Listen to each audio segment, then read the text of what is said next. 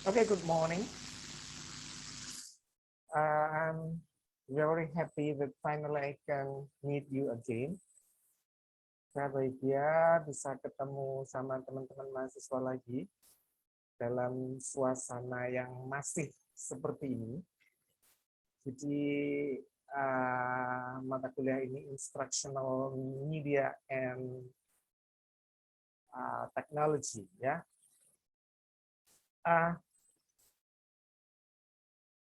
Pada kesempatan ini saya melanjutkan apa yang sudah pernah saya tampilkan dalam bentuk video.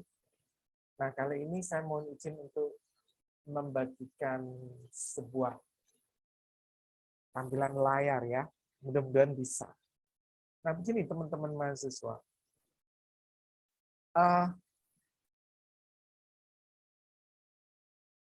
Mata kuliah kita adalah instructional media. You still maybe remember the meaning of instructional. Jadi kata instructional artinya pengajaran. Instructional media artinya media pembelajaran, ya. Jadi mata kuliah ini membahas tentang media pembelajaran di dalam Language Learning and Teaching (LLT). Nah, saya punya gambar boneka. Boneka ini di dalam istilah teaching media dia disebut sebagai realia. Realia means benda-benda gitu ya, atau alat peraga. Nah, saya juga punya gambarnya Chef Juna misalnya. Bukan gambarnya, tetapi orangnya. Kemudian saya juga punya gambar buah apel. Dan saya juga punya gambar bakul rujak. Nah, pertanyaan saya adalah, kapan sebuah boneka, kapan boneka itu menjadi media pembelajaran? Kemudian kapan Chef Juna ini menjadi teaching media? Kapan buah apel menjadi media pembelajaran dan kapan bakul rujak menjadi media pembelajaran?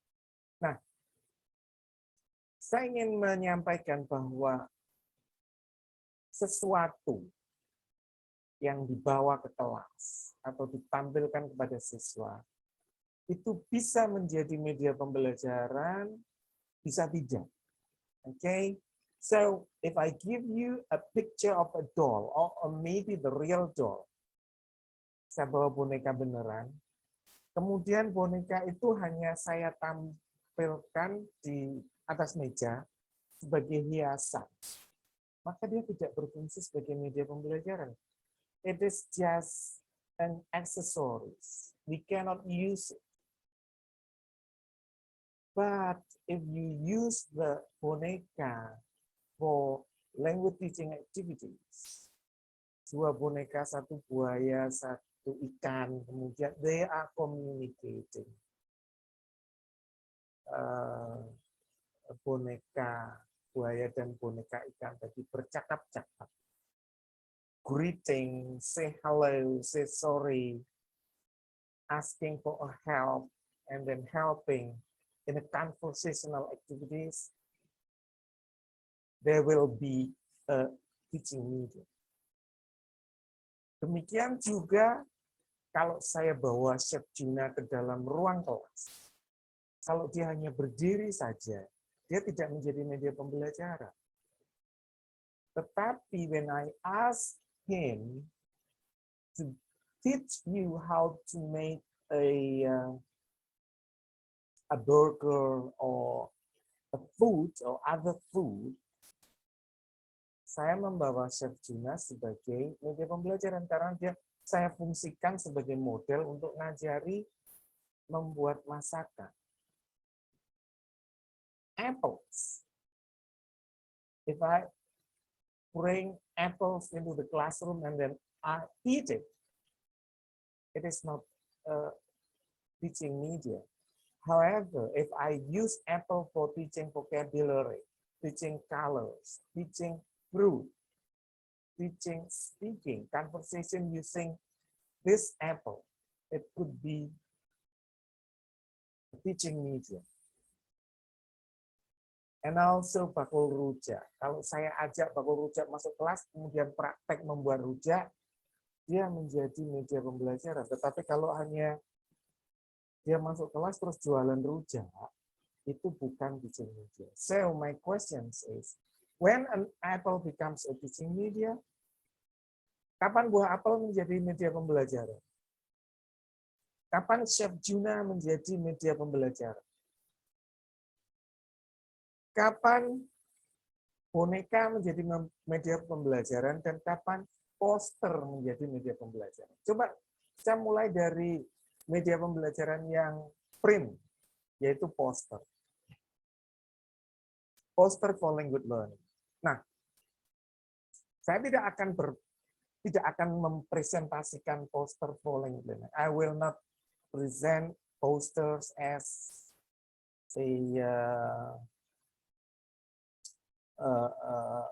language learning for you. I will not present it for you, but I have questions for next week presenter. Saya ingin menantang presenter minggu depan ya. Saya ingin ada kelompok yang presentasi. Nanti kita tunjuk bareng-bareng. Pertama, apa sih definisi poster itu? Apakah baliho-baliho yang dipasang di jalan-jalan itu poster? Tentu saja poster di sini. The context of this posters is for teaching media. And if yes, what are the advantages? Apa sih untungnya pakai poster? What are the advantages? What language skills can be taught by using posters as media? Jadi, misalnya minggu depan, you have to explain what language skills can we use posters for teaching media? Is it for reading? Is it for listening, speaking, writing, pronunciation, or structure or grammar?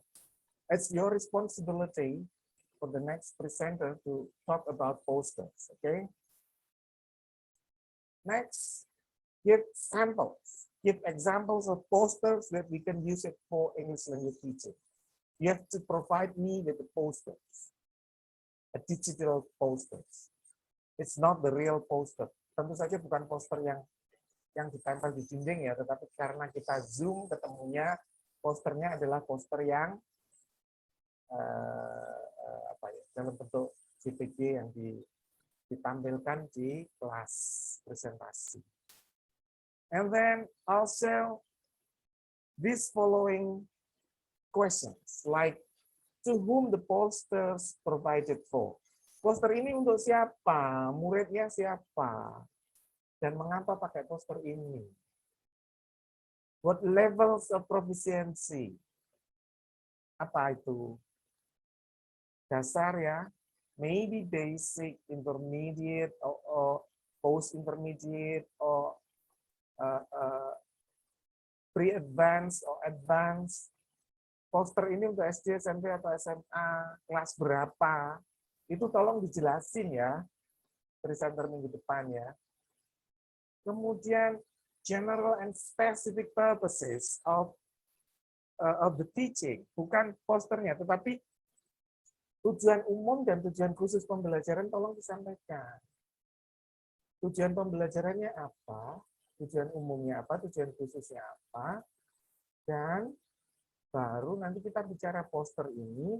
What are the functions of the posters in the teaching process?